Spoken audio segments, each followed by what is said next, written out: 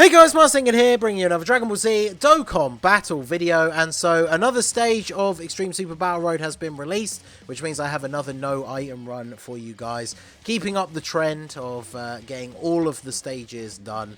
Obviously, I have videos up of every single Extreme and normal Super Battle Road stage beaten with no items. And sometimes when it comes to these kind of stages, you guys know if you watched the team building guide video that I made, just how many crazy options Movie Heroes has, especially since the anniversary. It's just been getting buff after buff after buff.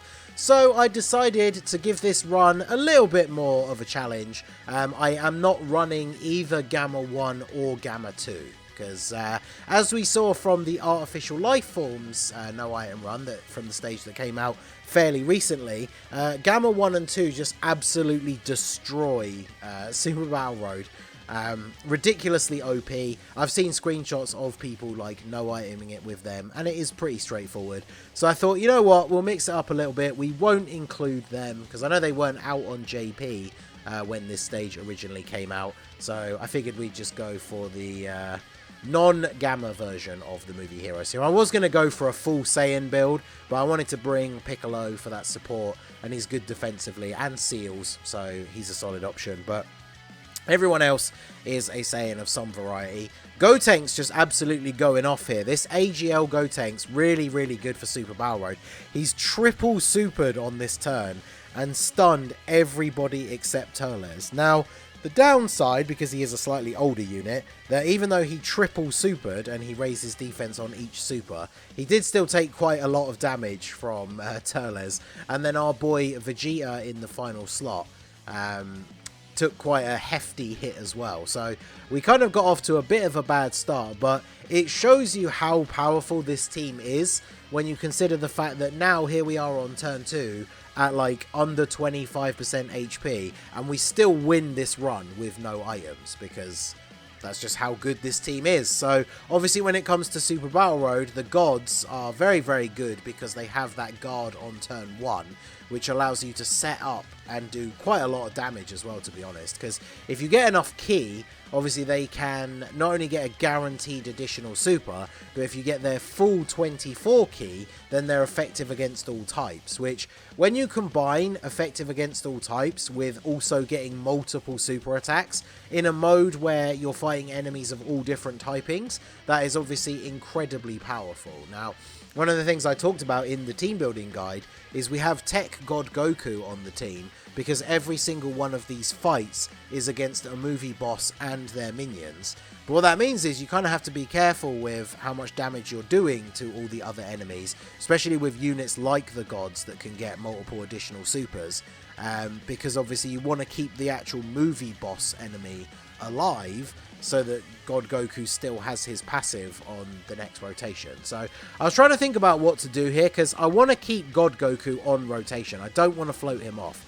But I also kind of want Carnival Goku to be the other rotation, like, defensive unit. So I decided to float him off here because I figured that obviously God Goku's not going to die. But if Gotenks doesn't stun Turles, based on the amount of damage that we took on the previous turn, I was assuming that we probably were going to die here and then obviously get the revival thanks to Carnival Goku. So that probably would have been beneficial, right, to get the revival here. So because you can only revive once per fight, and it's a very useful like free heal. So it would have been pretty good to actually get that here and die.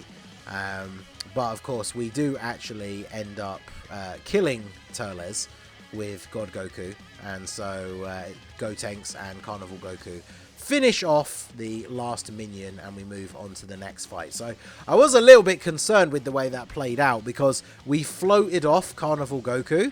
So if he was on like turn 1 or even turn 2 going into this new fight, then obviously we would be able to get his revival straight away, but he's not going to be on rotation. So essentially we have to just survive now until he comes back. So very bad orb setup on this first turn. As you can see, we can't get 3 ki for Piccolo, so he can't get his super attack, which is a little bit unfortunate.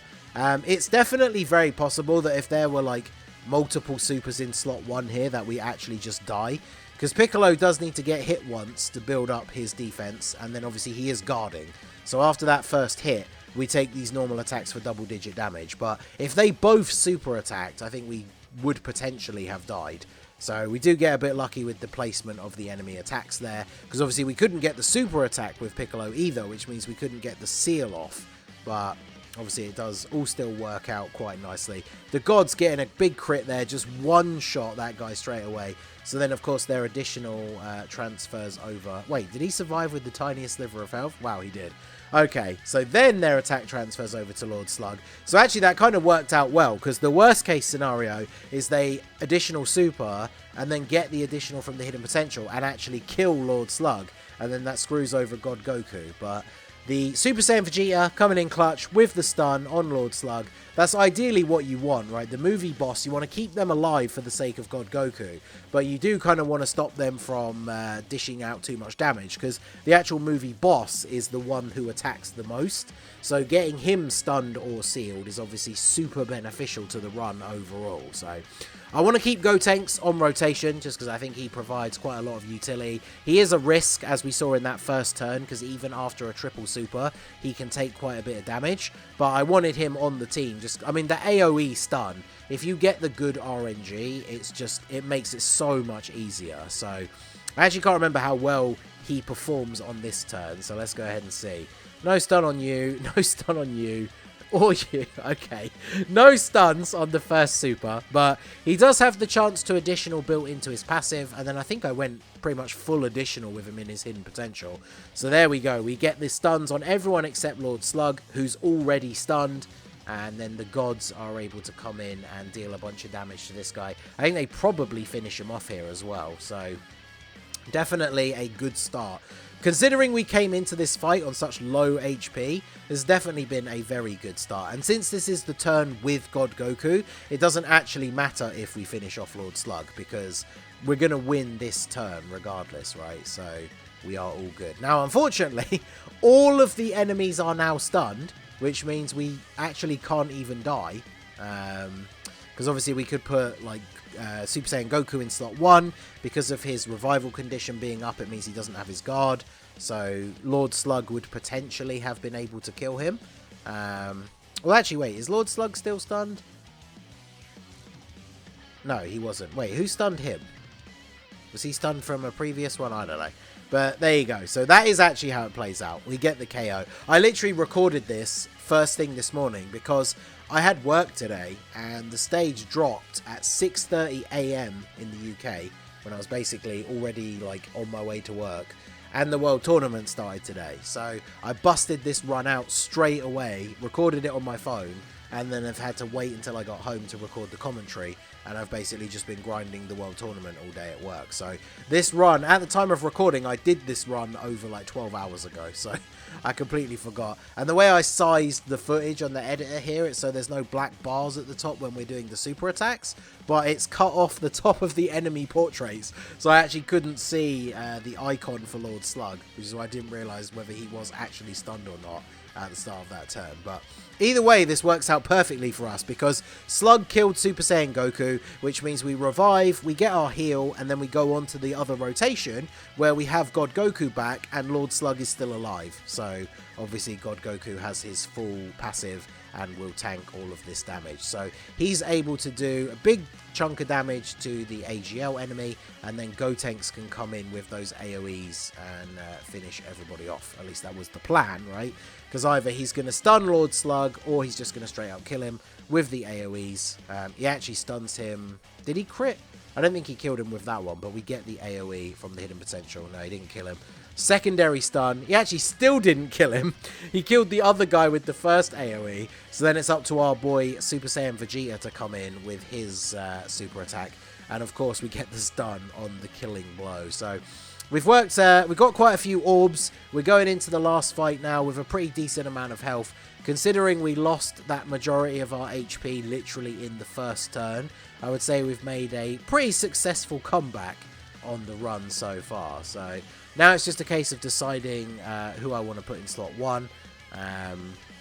Obviously Piccolo works very, very well here, and Link's not the best with the team, but he's providing the support, so it's all good. I'm just essentially trying to decide what to do here. But yeah, I eventually decide we'll put Piccolo in slot 1. And then we'll have Carnival Goku and just have the gods floating. Since our rotation, the other rotation is God Goku and Gotenks. So might as well just have the gods floating. As I say, the gods are super good on turn 1. But then after they've lost their guard, they obviously become a bit less valuable. So by floating them off, it means that they don't come around as often. So we get to take full advantage of that guard on turn 1. And then look at this, Piccolo the GOAT dodging the super. Considering he took 16k from the first attack and then the defense buff kicked in and he started taking double digits, he definitely would have taken damage from that super from Bojack. Like, easily over 100k. Probably not enough to kill because we did get a lot of our HP back. But Piccolo, the absolute GOAT, just coming in with that dodge. I wouldn't say it saved the run because we have a lot of HP. Plus, we revived in the last fight, which means we do still have the revival potential for Super Saiyan Goku in this fight if we needed it. But I'm pretty sure we don't end up getting it because the Dokkan gauge is getting very close to being full. I think we actually do get the Dokkan attack in the next turn with God Goku, which, I mean, God Goku's not a bad option. Obviously, he's not a crazy damage dealer, but if you pick up the 2 rainbow orbs so he gets his full passive, then obviously he can still do some reasonable damage, and he is still, like, you know, the best slot 1 tank for this particular scenario, right? So, we dish out a little bit of damage, the God's Guard, and then we go into the next turn. And then, yeah, I'm sure we get the Dokkan attack here. I'm pretty sure it was God Goku that does it. So, God Goku's going to get the Dokkan attack. I don't think he one-shots everybody. But then, obviously, we have Gotenks waiting in the wings to come in with that AoE. And then grab the same type orbs for the LR gods. They are at 24 key. So, I think they might actually be the ones that get the killing blow. Because you have to remember, this Gotenks, he's on the team for the utility of the stunning. But he doesn't really do a lot of damage. So, obviously, he's just there to, if possible, stun as many people. I don't think we got a single point in this run, the clutch turn, where you actually just stun everyone, which, of course, would be very, very good. I'm sure there's some people out there that will use him on this stage and get, you know, pretty much like a 100% success rate with his stunts. And if you do, that will basically make this stage like a walk in the park, right? So, Gotenks, I think it's because Bojack is tech, the fact that we, I think God Goku actually did kill everybody except Bojack, but then because he's tech, Gotenks didn't crit, and then he didn't additional, so it's up to the gods to come in and finish him off, which is pretty appropriate because they are the movie heroes leader, right? So, might as well give them the W. And that is the stage completed. So there you go. Movie Heroes Extreme Super Battle Road beaten with no items, without the Gammas on the team. This was literally the first attempt. So, I mean, the Super Battle Road stages, with some of these buffs we've been getting, a lot of these recent stages have just fallen so easily. So yeah, absolute domination of the Movie Heroes ESBR stage. So let me know how you guys got on with this stage. What team did you use down below in the comments? Let me know. And of course, we keep up that record of having all the stages done with no items, so the crown ain't going nowhere, baby. So that is going to be it for the video, guys. This has been the Masked Ningen. Smash that like button, subscribe to the channel if you are new. Check out the links down below for the Discord and the merch store, and I will see you all again soon. Have a good one.